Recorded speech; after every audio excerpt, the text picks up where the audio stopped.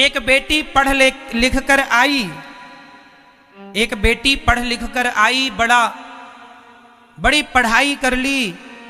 मां से बोली, मां मैंने एक लड़का पसंद कर लिया है। मां ने कहा, कैसा है बेटी लड़का? मां बहुत अच्छा है। मां बाप ने पता लगाया तो वो लड़का शराबी था, चरित्रहीन था, अन्य लड़कियों से भी उसके संबंध थे।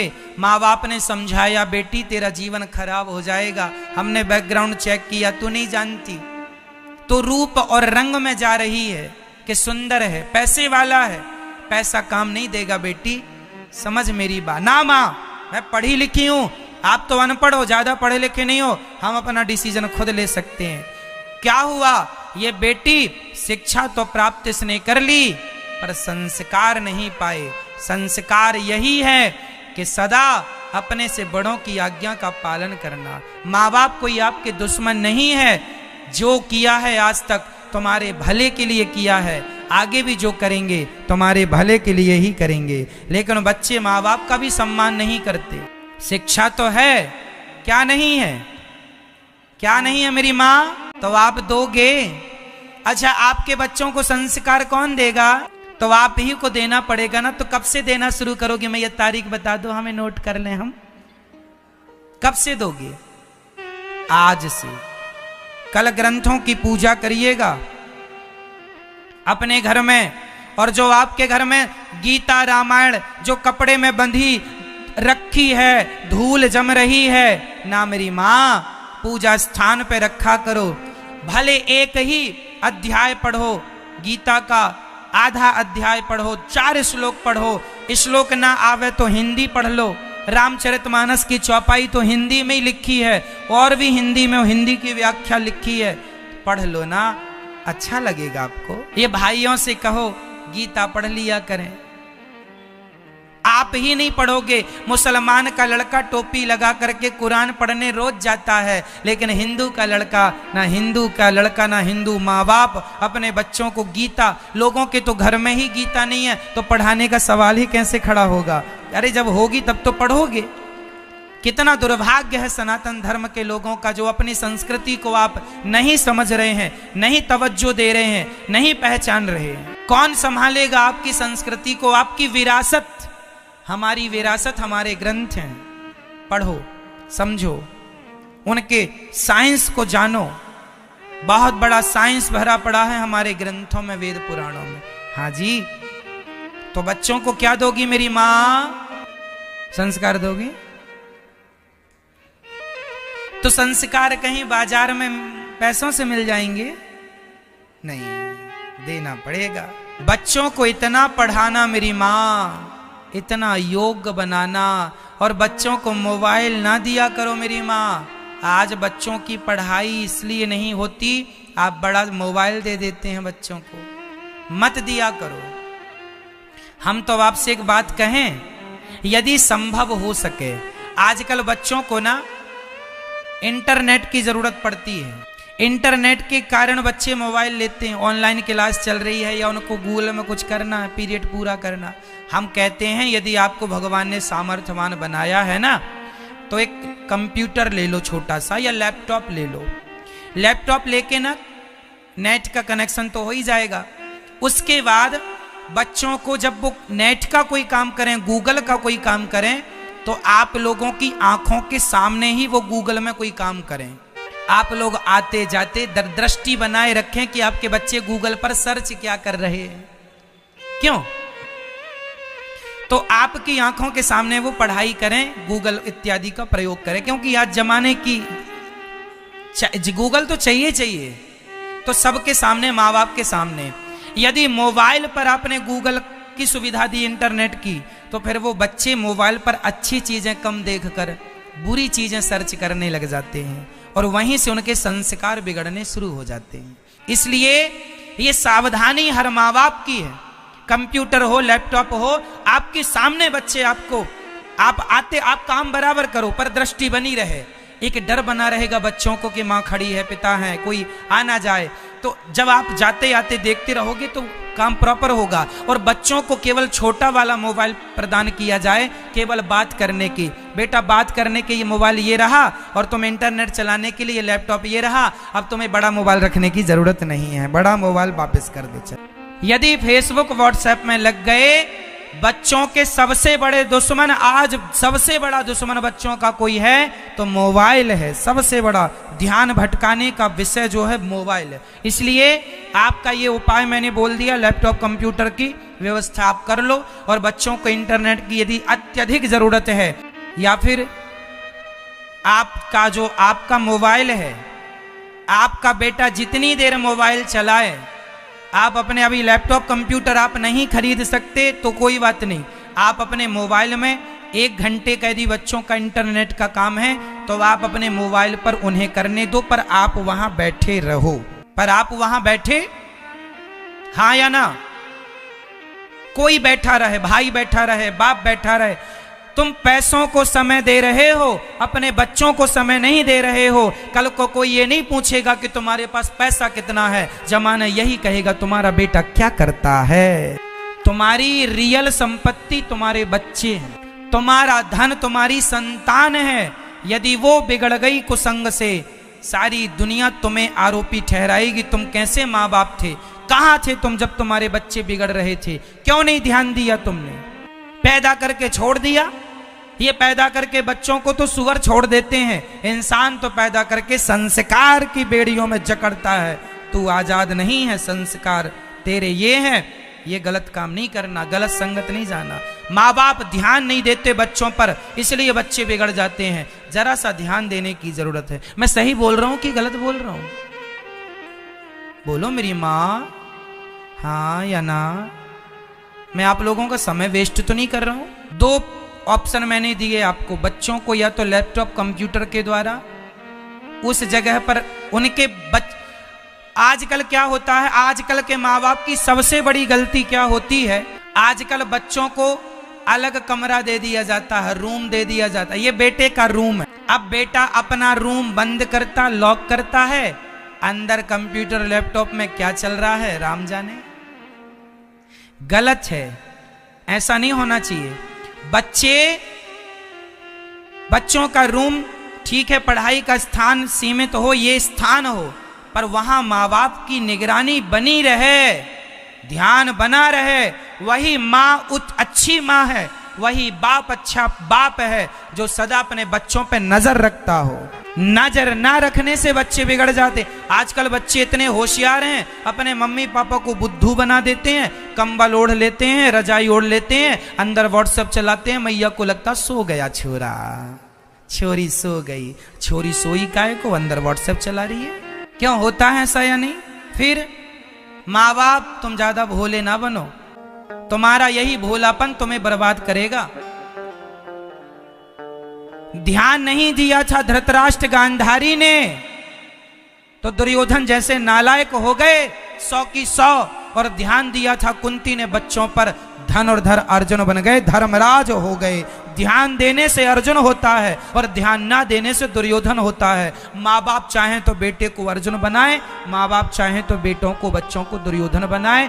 ध्यान नहीं दोगे बच्चों पर, दुर्योधन हो जाएंगे। ध्यान देने की जरूरत है। बच्चों के साथ कोई सोए, 2 भाई हैं तो दोनों भाई साथ में सोएं।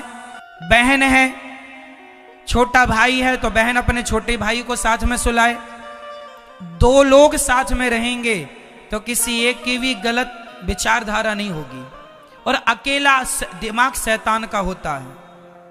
लड़की भी अकेले कमरे में रह रही है तो उसकी बिगड़ने की संभावना अन्य लड़कियों से 90% तक ज्यादा है। अकेली रहती है कमरे में, बिगड़ जाएगी। किससे बात कर रही है, क्या उसके ख्याल हैं, क्या उसका मन चल रहा है। अकेला आदमी अकेला दिमाग शैतान का, ये सुना कि नहीं आप लोगों ने? हाँ या ना? इसलिए अपने बच्चों को अकेला ना रहने दो। इसलिए पहले के लोग 4-4, 6-6 बच्चे पैदा करते थे ताकि कोई तो रहे किसी के संग, बिगड़ने की संभावना ना हो। आजकल एक ही होता है, 2 ही होते हैं, और वो भी अकेले अकेले कमरे में पड़े हैं। माँ बाप तो अपना डिस्को कर रहे हैं वहां जाके, माँ बाप अपना किटी पार्टी इत्यादि कर रही हैं। करते रहो तुम, अपना तुम्हारे संस्कार बिगड़ रहे हैं बच्चों के। ये ज्यादा जो सुविधाएं हैं ना मेरी माँ, सबसे ज्यादा ये सुख सुविधाएं भी आपके बच्चों के संस्कार बिगाड़ने में ये अपना बहुत बड़ी भूमिका है इन चीजों की।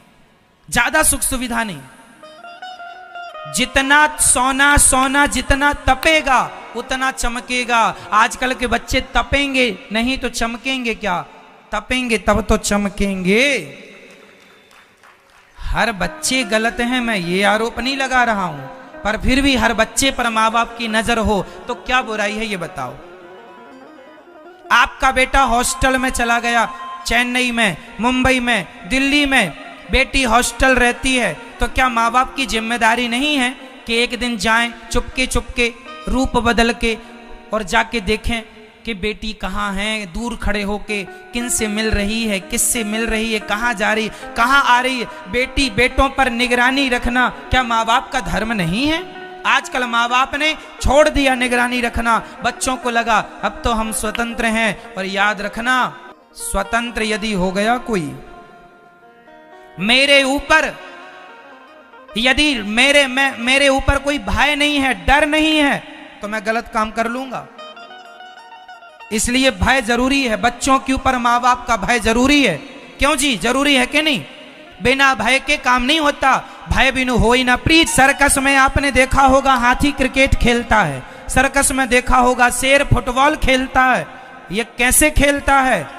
इन्हें इतना मारा जाता है ना हाथी और शेर को, और मार मार के इन्हें आज्ञाकारी बनाया जाता है, तब ये मालिक के इशारों पे काम करते हैं। यदि यदि यदि यदि भय के बल पर हाथी को काबू में किया जा सकता है, तो भय के बल पर भी बच्चों को काबू किया जा सकता। हम ये नहीं कहते मारो, हम मारने का नहीं कह रहे हैं, बच्चों को मारो मत, बच्चों को प्यार करो, परंतु माँ बाप का डर जरूरी है। गलत काम करेंगे और डर नहीं होगा, सत्यानाश हो जाएगा। दुर्योधन ने भरी सभा में द्रौपदी की साड़ी खींच तो ली, लेकिन उसको उसका कोई पश्चाताप नहीं था कि मैंने गलत किया। उसने गलती की, माफी नहीं मांगी, द्रौपदी माफ कर दो, माफी मांग ली होती तो महाभारत ही ना होता। तो गलती क्यों? क्योंकि उसे अपने बाप का डर ही नहीं था। दुर्योधन को अपने बाप का डर नहीं था, पितामह का डर नहीं था, गुरु द्रोणाचार्य का डर नहीं था, और बिना डर के यही हाल होता है जो दुर्योधन का हुआ। तो रोने ना बैठ जाना, संस्कार जरूरी है। बात जो बोल रहा हूं विचार करके देखना, अच्छी लगे तो चरितार्थ कर लेना। बच्चों का भविष्य है, तुम्हारी लापरवाही से बिगड़ जाएगा। बच्चे नहीं जानते कि उनके लिए क्या सही है क्या गलत है।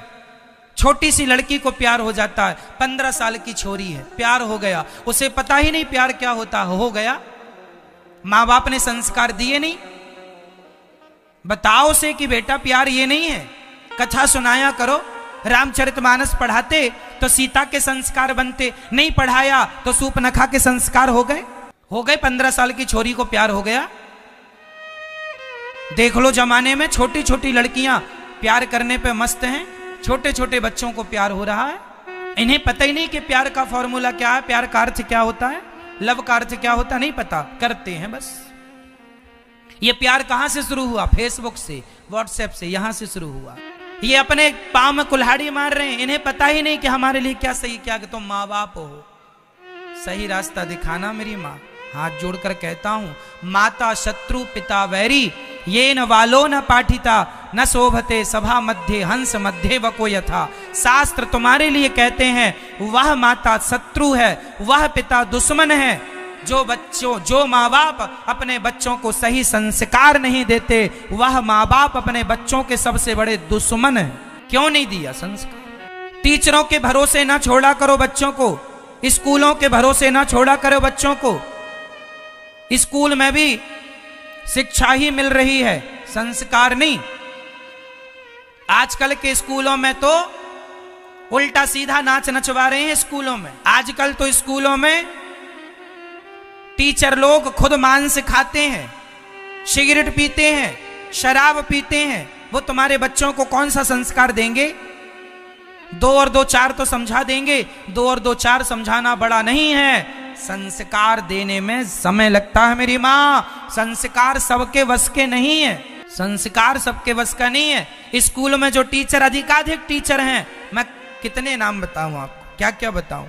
आज जितने टीचर हैं उनमें अधिका, सब नहीं, बहुत सारे टीचर ऐसे हैं जो शराबी हैं, हाँ या ना। सिगरेट तंबाकू खाने वाले हैं, हाँ या ना। ये तुम्हारे बच्चों को क्या संस्कार देंगे जो तुमने इनके भरोसे छोड़ रखा है। ये तो खुद शराबी हैं, तुम्हारे बच्चे को भी शराबी बना देंगे। तुम्हारा बच्चा स्कूल गया था तब सिगरेट नहीं पीता था, पर पूरा पढ़ के आया है तो सिगरेट पीने लगा। बताओ किसने सिखा दी। स्कूल गया था तुम्हारा बच्चा के जीवन में पढ़ने के लिए नर्सरी में, तब शराब नहीं पीता था, पूरी पढ़ाई पढ़ के आया शराब पीने लगा, किसने सिखा दिया। तो आजकल स्कूल में संस्कार बनाए नहीं बिगाड़े और जाते हैं, जो हैं वो भी नष्ट किए जा रहे हैं। ये हर माँ बाप को सावधानी की जरूरत है। कमाई करो पर 2 घंटे अपने बच्चों के लिए निकालो संस्कार देने के लिए। कथा सुनाओ उनको, बताओ अच्छी बातें, उनके जीवन में वही बातें उनको काम करेंगी। और बच्चों को डांटना नहीं है, मारना नहीं है, प्यार से गले लगा करके, समझा करके, उनके संग खेल खेल में उन्हें संस्कार देते चले। दवाई शहद के संग मिला के दी जाती है। दवाई शहद, डॉक्टर सुई लगाता है, सुई लगाने के पहले रुई लेता है, रुई से जरा मालिश करता है, रुई से मालिश करके सुई ठोक देता है।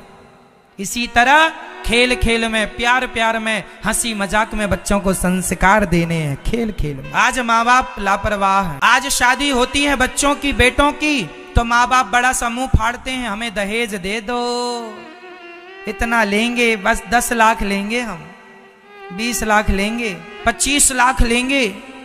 अरे भाई, क्या बच्चे को इसलिए पढ़ाया लिखाया कि उसे बड़ा करके बेच दोगे बाजार में। बच्चों का सौदा ना करो मेरी माँ, बच्चों का संबंध करो।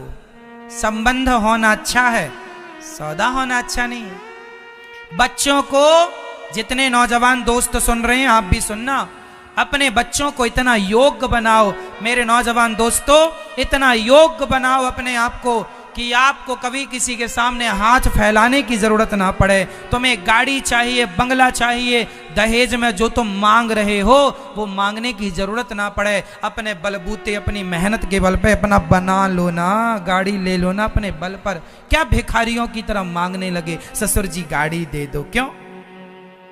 तुम्हें शर्म नहीं आती, लाज नहीं आती मांगने में? इतने पढ़े लिखे इंटेलिजेंट व्यक्ति हो और बताओ हाथ फैला रहे हो भिखमंगों की तरह।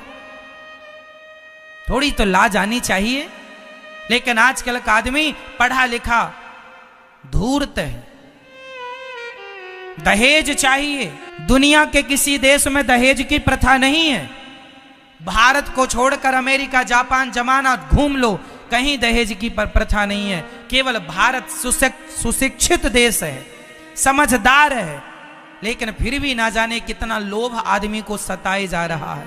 दूसरों का धन पाकर आज तक कोई धन्ना सेठ बना कि तुम बन जाओगे? लड़की के बाप से पैसा लेकर कोई धन्ना सेठ हो गया कि तुम हो जाओगे? दहेज लेकर कोई बड़ा आदमी हो गया? इसलिए मांगो मत।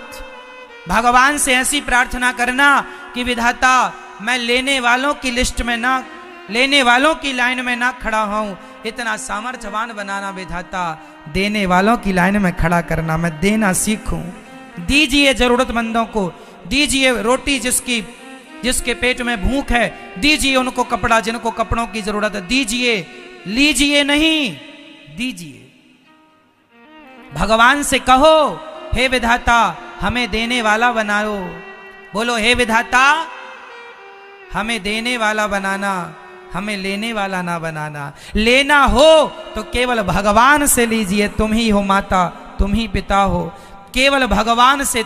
दाता एक राम, भिखारी सारी दुनिया, राम एक देवता। पुजारी सा मांगना हो तो बिहारी जी से मांगो, और किसी आदमी से तुम्हें हाथ फैलाने की जरूरत। ऐसे संस्कार देना बच्चों को। पढ़ा लिखा के योग्य बनाओ। जितना लड़की का पिता दे दे रख लो। मांगने से आदमी छोटा होता है, बड़ा नहीं होता। मांगे से मरना भला, मांगे से मरना भला। मत मांगो कोई भीख, बिन मांगे मोती मिले, यह सतगुरु की सीख। मत मांगो किसी से। भगवान से प्रार्थना कर लिया करो सवेरे, विधाता कभी किसी के आगे हाथ ना पसारना। जब आप ऐसी प्रार्थना करोगे कि मुझे लेने वाला नहीं विधाता देने वाला बनाओ, सच्ची कहता हूं विधाता तुम्हें सच्ची में देने वाला बना देगा। तुम्हें देना ही देना होगा। खूब दान पुण्य करो, खूब दो, विधाता तुम्हें देंगे, तुम आगे बढ़ाना। लेकिन आजकल पढ़े लिखे विद्वान समझदार लोग मांगते हैं, ससुर जी दे दो, गाड़ी दे दो। गाड़ी, जब गाड़ी में बैठने की शौक लगी है तो खरीद काहे नहीं लेता भैया अपनी मेहनत की कमाई से? निठल्लों की तरह घूमता रहता हूं, मांगने चला गाड़ी दे दो। कर्म धर्म कुछ करना नहीं है, भीख मांगना है। जब तुम्हें ससुर जी गाड़ी देंगे तो वो गाड़ी किसकी है? ससुर जी की। और तुम क्या हो? केवल ड्राइवर, पढ़ लिख के ड्राइवर बन गए दूसरों के। स्वाभिमानी बनो मेरी माँ।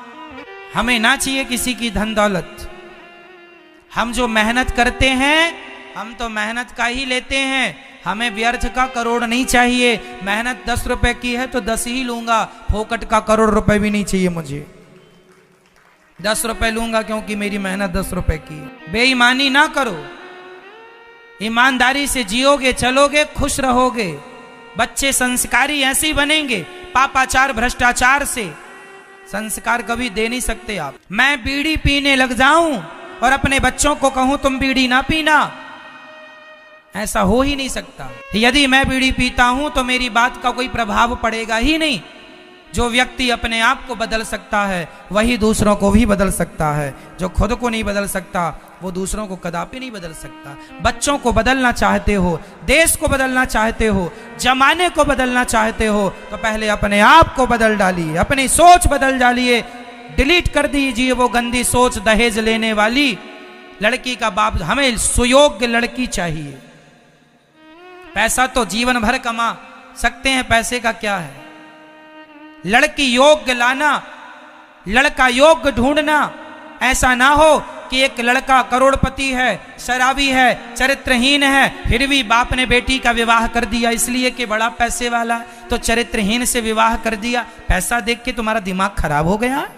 पैसा पागल बना रहा है लोगों। इसलिए कहता हूं समझ लो प्रत्येक बात। एक शेर होता है जंगल का, एक होता है सर्कस का। सर्कस का शेर सदा दूसरों के टुकड़ों पर पलता है और जंगल का शेर सदा अपना शिकार खुद करता है। आपको देखना यह है कि आप अपने बच्चों को जंगल का शेर बनाना चाहते हैं या फिर सर्कस का। वो लोग सर्कस के शेर हैं जो ससुर जी जरा 1 लाख रुपए दे दो, जरा गाड़ी दे दो, जरा ये दे दो। ये सर्कस के शेर हैं, दूसरों के टुकड़ों पर पल रहे हैं। हम तो ये कहेंगे कि अपने पिता का धन भी मत लो, अपने पिता की संपत्ति को भी मत लो। उत्तमम स्वाजितम वित्तम मध्यमम पितुरर्जितम अधमम भ्रातृवित्तम च स्त्री वित्तम अधमाधमम। खुद का कमाया हुआ धन सबसे उत्तम होता है, भाई का धन मध्यम, उत्तमम स्वाजितम वित्तम। भाई पिता का धन मध्यम होता है, भाई का धन अधम होता है और स्त्री का धन, दहेज का धन तो अधम से भी अधम होता है। इसलिए खुद की कमाई करो। पिताजी से कह दो पिताजी आप अपना पूरा धन दान पुण्य में लगाओ, हम में काबिलियत होगी तो हम अपना परिवार का पेट खुद से भर लेंगे और हम आपकी भी सेवा करेंगे। अपने बल से आजकल के बच्चे बाप के टुकड़ों पर पलते रहते। अपना क्या है, आपका क्या है? सदा बाप का ही खाओगे। आपका नाम कहां है? आपकी इज्जत क्या है? आपकी पहचान क्या है? अरे बाप ने करोड़ की प्रॉपर्टी बनाई और उस पर तुम बैठ गए, उसके बाद तुमने उसे बढ़ाया क्या? बढ़ाया तो अच्छा है। कई बच्चे ऐसे हैं बाप की संपत्ति को बेच बेच के खा डालते हैं। इसलिए अपना नाम तुम्हें पिता के नाम से ना जाना जाए बल्कि तुम्हारे नाम से तुम्हारे पिता को जाना जाए। अरे भाई इनके देखो ये उनके पिताजी हैं। आप इतना नाम कमा लो, आप इतनी इज्जत कमा लो, आप इतना पैसा कमा लो कि आपके नाम से आपके पिता की पहचान बने। पिता की पहचान आपकी ना हो, अर्थात पिता के नाम से आपको ना जाना जाए, आपके नाम से आपके पिता की पहचान हो। यही संस्कार हैं बच्चों के, यही अंतिम सार यही है। इतना योग्य बनाओ अपने आप को मेरे भाइयों कि आपके पिताजी को गर्व हो कि वाह मेरा बेटा। याद रखना बाप तब प्रसन्न होता है जब बाप बेटे से भी जब बेटा बाप से भी आगे निकल जाए। बाप तब प्रसन्न होता है जब बेटा बाप से भी, और गुरु तब प्रसन्न होता है जब शिष्य गुरु से भी आगे निकल जाए। निकल जाओ आगे, संस्कार जरूरी है। इसलिए ये दास कहता है धन कमाओ, पर धन का 5% 10% सदा धन को धर्म से जोड़ते रहोगे तो बुद्धि पवित्र रहेगी। आज लोग कमाते बहुत हैं पर 1 रुपए भी धर्म कर्म में खर्च नहीं करते, इसलिए उनकी बुद्धि बिगड़ जाती है। दानम दुर्गति नाशनम, दान करने वाले व्यक्ति की कभी दुर्गति नहीं होती। इसलिए अपने धन के कुछ हिस्से को धर्म से जोड़ा। भगवान का नामकरण संस्कार गर्गाचार्य जी ने किया। उसके बाद भगवान की बाल लीलाओं का वर्णन है, कैसे भगवान गायों की पूंछ, बछड़ों की पूंछ पकड़ करके दौड़ते थे। जैसा कि अभी आपने देखा कैसे बच्चे गौरी गोपाल गौशाला में सारी गाय बछड़े बड़े प्रसन्न हैं, खूब दौड़ते हैं, खूब प्रसन्न रहते हैं। ऐसे भगवान बछड़ों की पूंछ पकड़ पकड़ के खड़े होना और चलते थे, दौड़ते थे। वत्सान मुंचन क्वचित समय, बछड़ों को खोल दें तो गाय का सारा दूध पी जाए। गोपियां शिकायत कर रही हैं। भगवान ने, मैया ने कहा गुस्सा किया करो, गुस्सा करे मैया पर तेरे लाला को देख के सारो गुस्सा ठंडो है जाए। ऐसी लीला करे। एक सखी शिकायत करने आई, मैया तेरे आज लाला ने पूरी मटकी को मक्खन खाई लियो। मैया बोली जब तक रंगे हाथों नाए पकड़ोगी तुम सबन की बातों को हम भरोसो नाए करेंगे। तब गोपियों ने मटकी के ऊपर घंटी लटकाए दी। अब की बार भगवान पहुंचे तो घंटी को देखकर वापस हो गए। अरे घंटी, क्या मंदिर में जगह कम थी? घंटी बोली सरकार हम मंदिर में इसलिए नहीं है क्योंकि आज गोपी ने यहाँ लटकाया। तो सुनो, बजना मत, ठीक है। सारे ब्रजवासियों का गोला बना के खूब भगवान ने मक्खन सबको लुटाया। सच्ची में नहीं बजी घंटी। अंत में जब भगवान खाने लगे तो घंटी टन टन टन टन टन टन बजने लगी। भगवान बोले घंटी क्यों बज गई? घंटी बोली ये दुनिया के लोग खाते हैं तब मेरा बजना जरूरी नहीं होता, पर मेरे गोविंद भोग लगाएं और मैं ना बजूं ये हो नहीं सकता। घंटी बजी, भगवान को गोपियों ने पकड़ लिया, रंगे हाथों पकड़ लिया चोरी करते हुए। कहा अब तुझे तब छोड़ेंगे कन्हैया जब एक बार नाच के दिखाएगा। सच्ची बताएं भगवान किसी के घर माखन नहीं चुराते थे। गोपियां ये चाहती थी कि कृष्ण हमारे घर माखन खाने आए। ये तो एक लीला थी। जब नहीं जाते भगवान तो शिकायत का बहाना लेकर चली जाती गोपियां। ऐसी एक बार भगवान ने मिट्टी खाई। मैया ने कहा च्योरे लाला तेने माटी खाई है? मुंह खोला तो पूरा ब्रह्मांड दिखाई दे दिया। जिनके इतने से मुख में पूरा ब्रह्मांड समाया हो, उस परमात्मा का पार भला कौन पा सकता है। माँ यशोदा पिछले जन्म में धरा थी, आज भगवान की कृपा इन्होंने प्राप्त की। मैया ने उखल से बांधा एक दिन। एकदा गृहदासी सो यशोदानंद गेहनी, कर्मांतर नियुक्ता सो निर्ममंथ स्वयं दधी। एक बार मैया गाय दही मंथन कर रही हैं। भगवान ने साड़ी पकड़ ली, माँ दूध पिलाओ। भगवान को दूध पिलाने लगी तो चूल्हे पे चढ़ा दूध उफनने लगा। भगवान को छोड़कर गई तो भगवान ने सारी मटकियों को तोड़ दिया। भगवान ने इसी बहाने नलकूबर मणिग्रीव का उद्धार किया। कृपा जब हुई मैया पर भगवान की तो मैया ने भगवान को बांध भी लिया। भगवान को अपने प्रेम और भक्ति के बंधन में वही बांध सकता है जो भगवान जिन पर कृपा करें। सोई जाने जेह देहु जनाई, जानत तुम्हें होई जाई। नलकूबर मणिग्रीव का उद्धार हुआ है। वाणी गुणानु कछने श्रवणु कछायाम उन्होंने स्तुति की। अघासुर का उद्धार, वत्सासुर और बकासुर का उद्धार ब्रह्मा जी के मोह की कथा है। भगवान को ब्रह्मा जी भी ना समझ पाए क्योंकि भगवान की माया, हम सब ईश्वर के अधीन है। मोहित होना, ज्ञानी होना, ज्ञानी मूढ़ ना कोई, जेहि छन जस रघुपति करहीं। जिस क्षण भगवान ज्ञानी बनाए सो मैं ज्ञानी हो जाऊं, जिस क्षण भगवान मूर्ख बनाए सो मैं मूर्ख हो जाऊं। सब भगवान के हाथों में, इसलिए जैसे वो रखें आप रहो। भगवान ब्रह्मा जी का मोह फिर भंग हुआ जब राधा जी से ब्रह्मा जी ने विवाह कराया कृष्ण भगवान का, तब भगवान ने उन्हें माफ किया। धेनुकासुर का उद्धार बलराम जी ने। काली पर कृपा, कालिया नाग जब यमुना जी में बैठा था, भगवान ने गेंद का खेल खेलने के बहाने काली देह पर कूदे, कालिया नाग को निकालकर रमण द्वीप भेजा, प्रलंबासुर का उद्धार हुआ है। उसके बाद भगवान ने वेणु गीत गोपियों ने सुनाया। अद्भुत वरहा पीडम नटवर वपुः कर्णयो कर्णिकारम बिभ्रदवासः कनक कपिशं वैजयंतीं च मालाम। बड़े सुंदर भगवान। एक बार गोपियों ने निर्वस्त्र होकर स्नान किया तो भगवान ने कपड़े चुरा लिए। आज के बाद ना नहाना निर्वस्त्र होकर, नहीं कपड़े चुरा लेंगे। कहीं ना चुराते तो कहीं निर्वस्त्र होकर स्नान करने की कहीं परंपरा ना चालू हो जाए, इसलिए भगवान ने कपड़े चुराए। यज्ञ पत्नियों पर कृपा। सारे ब्रजवासी आज 56 भोग बना रहे हैं। मैया से पूछा भगवान ने क्यों? मैया ने कहा इंद्र की पूजा करेंगे। भगवान ने कहा इंद्र की नहीं, चलो गोवर्धन की पूजा। सब ब्रजवासी गोवर्धन की पूजा करने गए हैं। मानसी गंगा से गोवर्धन भगवान को स्नान कराया, सब 56 भोग लगाए। जो ब्रजवासी जहां खड़ा होके खिलाए वहीं गोवर्धन भगवान का मुंह हो जाए, और सब भगवान को भोग लगा रहे हैं। सहस्त्र शीर्षा पुरुखा सहस्त्राक्ष सहस्त्रपात, हजारों जिनके मुख हैं। कहीं गोवर्धन भगवान का ऐसा कोई स्थान नहीं है जहां उनका मुंह ना हो। जहां खड़े हो जाओगे वहीं प्रकट होके भोग लगाते हैं। गिरिराज भगवान, भगवान तो समाज की सेवा के लिए आते हैं, सही रास्ता बताने के लिए आते हैं। यदि गोपियां ही निर्वस्त्र होके नहाएंगी तो आने वाले लोगों को शिक्षा क्या मिलेगी?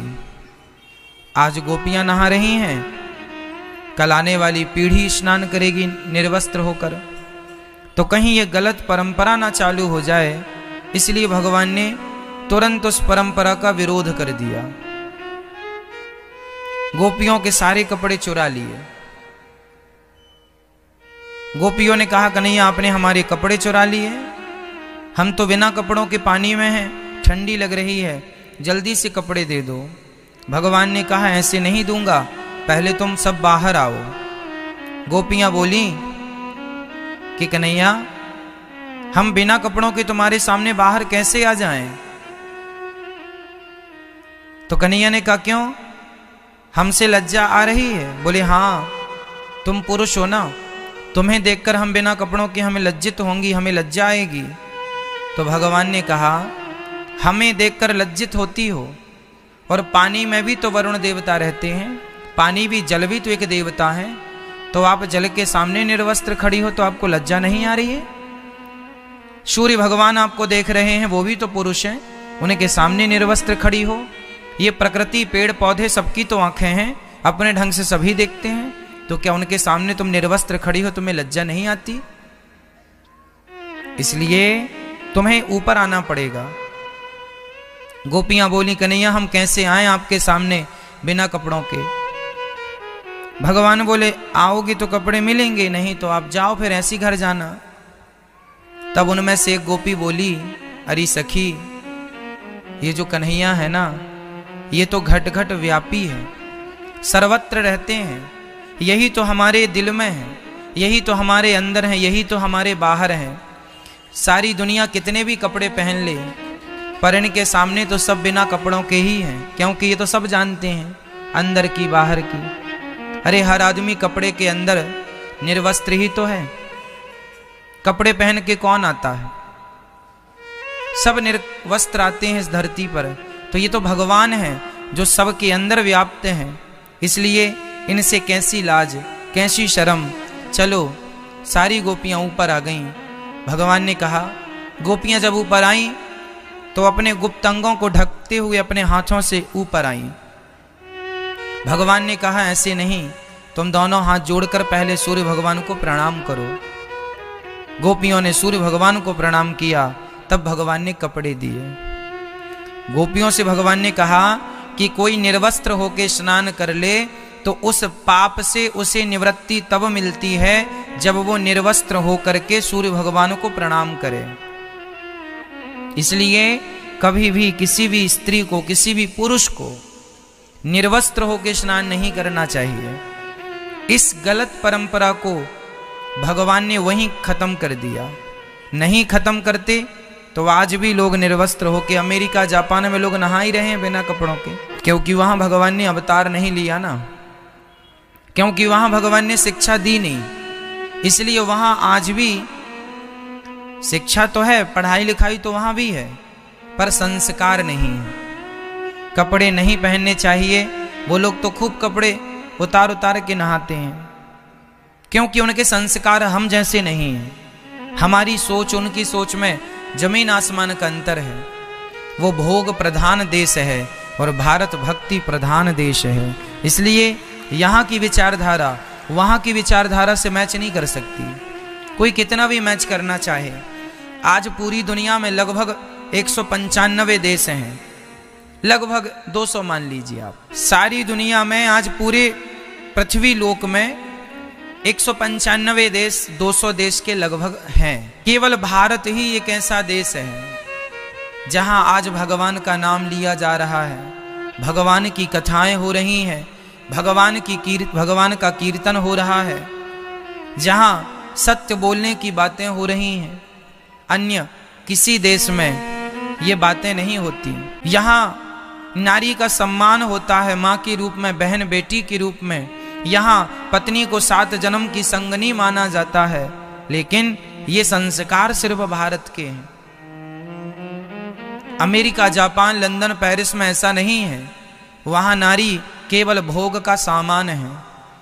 आज इस पुरुष के संग है नारी अमेरिका इत्यादि देशों में, तो कल उस पुरुष के संग है। वहाँ कोई रोक टोक नहीं है। वहाँ कपड़े जैसे बदले जाते हैं वैसे ही पुरुष बदले जाते हैं, वैसे ही पुरुष स्त्रियां बदलते हैं। क्यों? क्योंकि भोग प्रधान है। इसलिए अपने आप को कभी भी उन लोगों की तुलना अपने से ना कीजिएगा। आप श्रेष्ठ हैं, आप श्रेष्ठ धरती पर पैदा हुए हैं। पूरी दुनिया में गंगा यमुना केवल भारत में है। पूरी दुनिया में केवल गंगा का जल ही ऐसा है जो कभी नष्ट नहीं होता। और किसी देश पर भगवान की कृपा नहीं है जितनी कृपा भगवान की भारत माता पर है। इसलिए भारत को माता कहा गया है। इसलिए माता क्योंकि ये वो माँ है जिस माँ पर भगवान कृष्ण और भगवान राम भी प्रकट हुए। माता जहाँ होगी बेटा भी वहीं होगा। इसलिए हम संस्कारी हैं तो हमें अपने संस्कारों का विशेष ध्यान रखना चाहिए।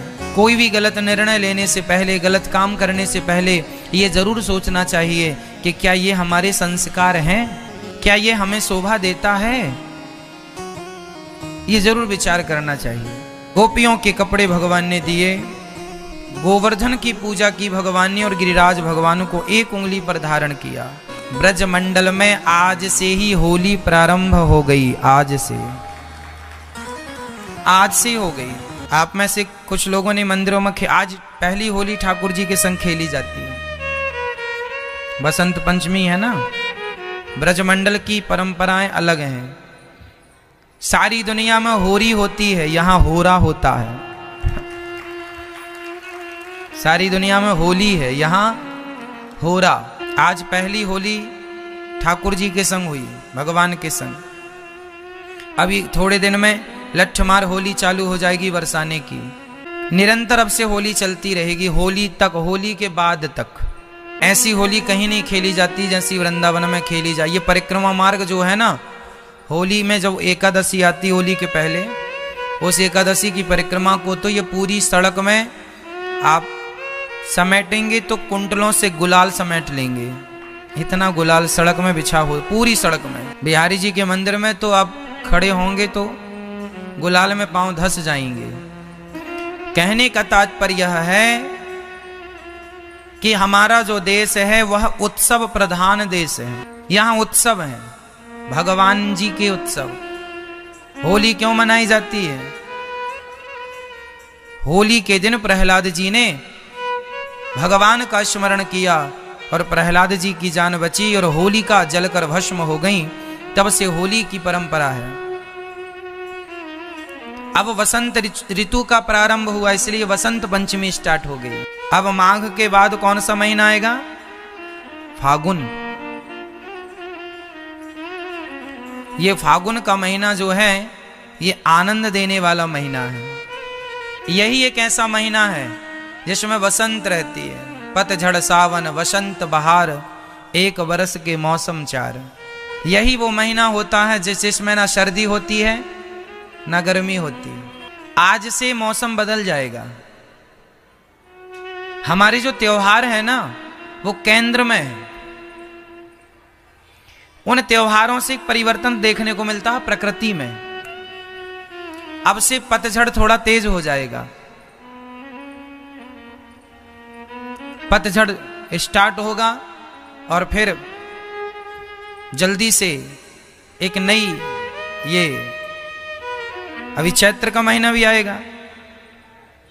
हाँ, इसके बाद धीरे धीरे तो फिर क्या होगा, धीरे धीरे नई पत्ती आनी शुरू हो जाएगी कि नयापन, प्रकृति नई चादर ओढ़ती है। सारे वृक्षों में नई नई पत्तियां आ जाएंगी। किसानों के यहां भी अब फसल आने की तैयारी चल रही है, नई फसल। क्यों? हम लोग नया वर्ष कब मनाते हैं? नवरात्रि का पहला दिन हमारा नया वर्ष होता है। क्यों होता है? क्योंकि उस वर्ष में उस नए एक प्रतिपदा, नवरात्रि का पहला दिवस, उससे क्या होता है कि किसानों के घर नई फसल आती है, वृक्षों में नई पत्तियां आती हैं, एक नया नया होता है। इसलिए नया साल, सारी दुनिया 1 जनवरी को नया साल मनाती है। इस नए साल में कुछ भी नया नहीं होता, जबकि हमारे हिंदुओं के नए वर्ष के अनुसार प्रकृति नई करवट लेती है, नया बदलाव प्रकृति में देखने को मिलता है। किसानों के घर नई फसल, नया पल्लव, सुंदर जो पत्तियां आएंगी फिर वो साल भर चलती हैं वृक्षों में। अद्भुत दृश्य है प्रकृति का। तो आज वसंत पंचमी है। आज से ही मौसम में थोड़ा सी गर्माहट घुलने लग जाएगी। जो सर्दी थी थोड़ा सी कम हो जाएगी। दिन भी बड़े होने लग गए। अब दिन भी पहले 6 बजे देखो अंधकार छा जाता था, अब 6 बजे प्रकाश रहता है। थोड़ा और बढ़ेगा तो 7 बजे तक प्रकाश रहेगा। दिन बड़े हो जाते हैं। अभी सूर्य भगवान लेट आते हैं, फिर जल्दी आने लग जाएंगे। तो ये प्रकृति का एक परिवर्तन है। वसंत पंचमी आ गई, इसका मतलब अब जो त्वचा है ना हमारी, ये भी थोड़े दिन में बदल जाएगी। थोड़े दिन बहुत जल्दी सर्दी की त्वचा अलग हो जाती है। आपको पता है आपकी चमड़ी बदलती है, हाँ या ना? नहीं पता। हमारी जो चमड़ी है ना, हमारी जो त्वचा है ना, सर्दियों में हमने देखा ड्राई हो जाती है, सूखी सी सूखी त्वचा होती है ना, सूख जाती है। कितना भी तेल लगाओ दिखते ही नहीं है, सब अंदर चला जाता है। अर्थात सूखी त्वचा होती है सर्दियों में, रूखापन होता है। जबकि गर्मियों में हल्की सी नमी बनी रहती है शरीर में,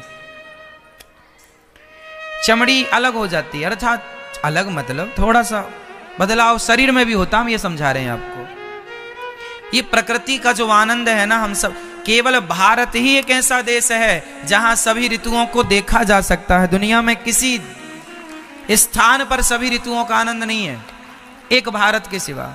भारत में गर्मी भी आती है, भारत में सर्दी भी आती है और भारत में बारिश भी आती है। ये तीनों मौसम केवल भारत में होते हैं। और वसंत भी है, ना सर्दी ना गर्मी ना बारिश, न सर्दी न गर्मी न बारिश, तीनों हैं भी और तीनों नहीं भी हैं। ये कहाँ होता है? सिर्फ भारत में। अमेरिका में या तो सर्दी सर्दी होती है एक प्रांत में गर्मी गर्मी। अमेरिका 2 भागों में डिवाइड है। एक तरफ ठंडा है, बराक ओबामा जो हैं वो गर्म प्रदेश के हैं इसलिए काले हैं, और डोनाल्ड ट्रंप जो है गोरा है, वो ठंडे प्रदेश का है। अर्थात अमेरिका 2 भागों में बटा है। वहां एक जगह गर्मी है तो गर्मी ही गर्मी रहती है, एक जगह सर्दी है तो सर्दी ही सर्दी। हमारे भारत में भी आप देख लो, दक्षिण भारत पूरा बेल्ट जो है गर्मी ही रहती है 12 महीने। वहां सर्दी का कोई सुख नहीं है, हमारे भारत में भी है। और हमारे यहां आप चले जाओ उत्तराखंड में जाके देखो 12 महीना सर्दी सर्दी है।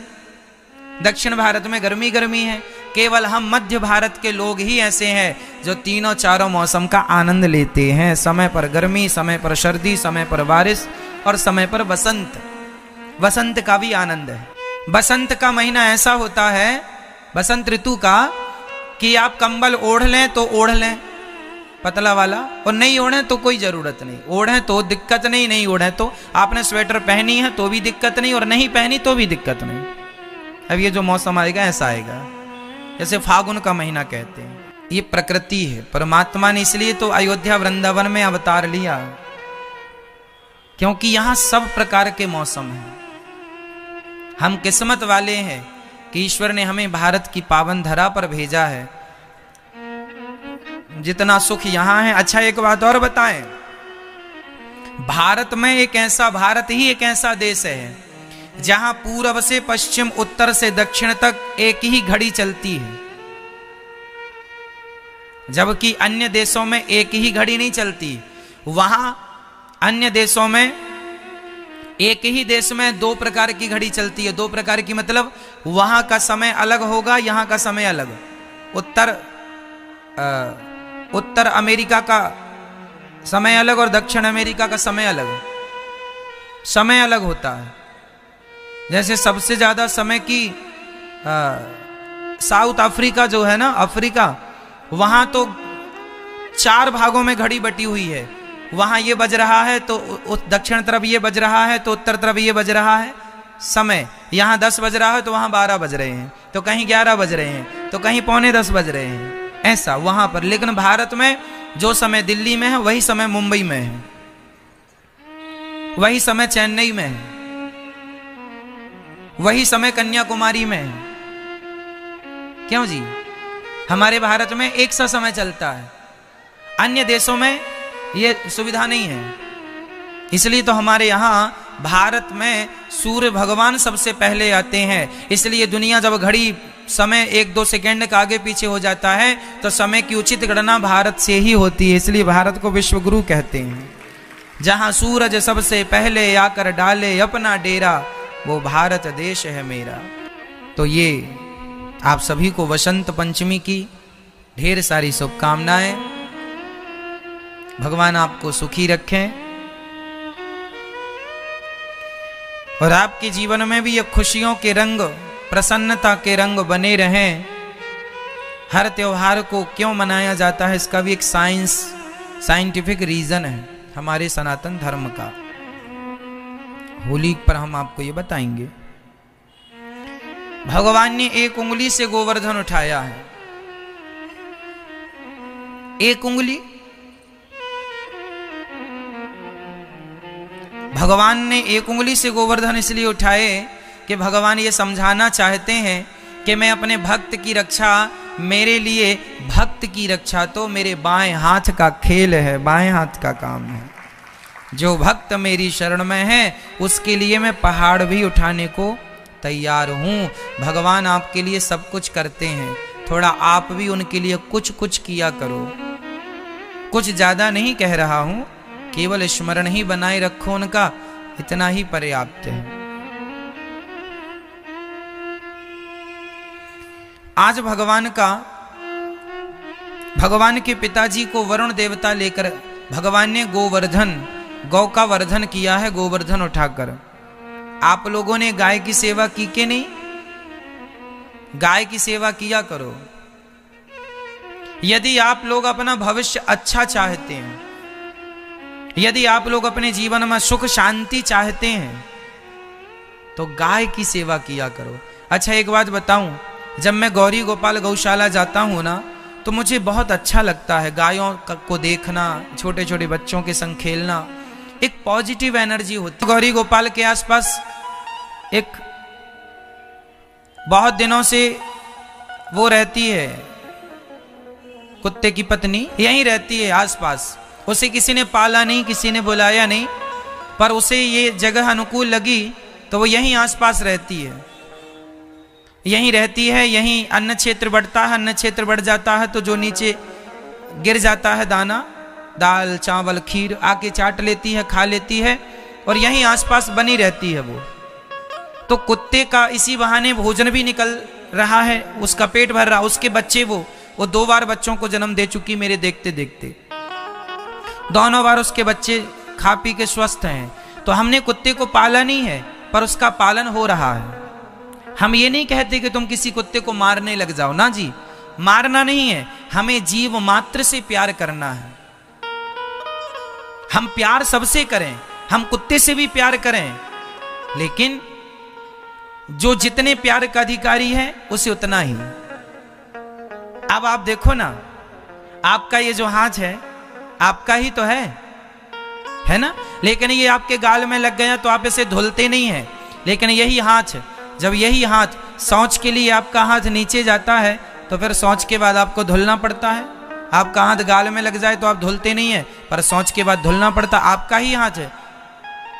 तो किसको टच करने से शुद्धि चाहिए, किसको टच करने से नहाने की जरूरत नहीं है, ये देखो विधान शरीर में ही है। तो कुत्ता अशुद्ध होता है, इसलिए उसकी सेवा हो, उसको रोटी मिले, उसको पानी मिले, लेकिन उससे थोड़ी दूरी बनी रहे। गाय आप रख सकते हैं घर में, गाय के गले लग सकते हैं, गाय आपके मुंह को चाटेगी तो उत्तम है, लेकिन कुत्ता आपके मुंह को चाटेगा तो उत्तम नहीं है। सम्मान दोनों का कीजिए, रोटी दोनों को दीजिए, पर कौन मुंह लगाने लायक है और कौन मुंह लगाने लायक नहीं, ये थोड़ा विवेक का सब्जेक्ट है। समझ रहे हैं? गाय मेरा मुंह चाटेगी तो उत्तम है, दोष नहीं है। कुत्ता का मुंह चाटना दोष है। समझ रहे हैं?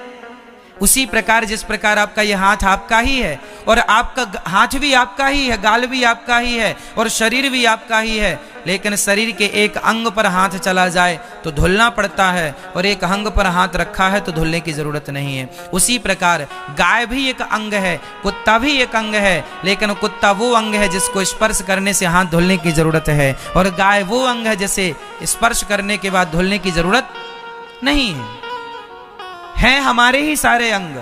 हम प्यार सबसे करें, सेवा सबकी करें, रोटियां सबको दें, घृणा किसी से ना करें, नफरत किसी से ना करें, पर किसको मुंह लगाना है किसको नहीं, ये थोड़ा विवेक होना जरूरी है ना मैया? आज लोगों को ये विवेक नहीं। कुत्तों से मुंह चटवाते हैं और गाय का गोबर देख के नाक पकड़ते हैं। तो गाय का गोबर ज्यादा अशुद्ध है कि कुत्ते का गोबर? कुत्ते का गोबर जल्दी उठा लेती हैं, और गाय के गोबर के सामने नाक। अरे पागल, गाय के गोबर में तो टीवी जैसे बैक्टीरिया को मारने की ताकत है। गाय के गोबर से ना आंगन लीपा जाता था, तो गाय के गोबर में तो शक्ति है, एंटीबायोटिक है, वो सारे बैक्टीरियाओं को नष्ट करने की ताकत गाय के गोबर में है। लेकिन अब कौन समझाए, किन्हें समझाए? इसलिए मेरी मां, आपके घर में सत्यनारायण भगवान की कथा होती है ना, तो पंडित जी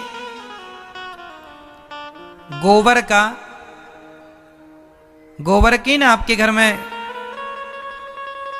है ना, लक्ष्मी जी बना देते हैं, गौरी गणेश, लक्ष्मी गौरी गणेश गोबर की बना देते हैं। तो देखिए, गाय का गोबर गौरी के रूप में, गाय के गोबर में लक्ष्मी का वास होता है, इसलिए गौरी बनती हैं, गोबर की गौरी बन जाती हैं। तो गोबर की गौरी तो बनाई जा सकती हैं, मंदिर में पूजा की जा सकती है। आज पूज्य श्री अनिरुद्धाचार्य जी महाराज ने हम सभी लोगों को बहुत ही उत्तम एवं शिक्षाप्रद कथा सुनाई है। आशा करता हूं कि इस शिक्षाप्रद कथा से हम सभी लोग कुछ न कुछ शिक्षा अवश्य ग्रहण करेंगे और अपने जीवन को सुखी और सात्विक बनाने का प्रयास करेंगे। मित्रों, अगर आपको यह शिक्षाप्रद कथा पसंद आई हो तो वीडियो को लाइक करें और अधिक से अधिक लोगों को शेयर भी करें, जिससे और भी लोग महाराज जी की इस शिक्षाप्रद कथा से शिक्षा लेकर अपने जीवन को सुखी बना सकें। मित्रों, अगर आपने अभी तक हमारे चैनल को सब्सक्राइब नहीं किया है तो हमारे चैनल को तुरंत सब्सक्राइब भी कर लें, जिससे आपको नोटिफिकेशन के माध्यम से महाराज जी के शिक्षाप्रद कथा तुरंत प्राप्त हो सकें। मित्रों, तो कल फिर किसी शिक्षाप्रद कथा के साथ आप लोगों के समक्ष प्रस्तुत होंगे। तब तक के लिए जय श्री राधे।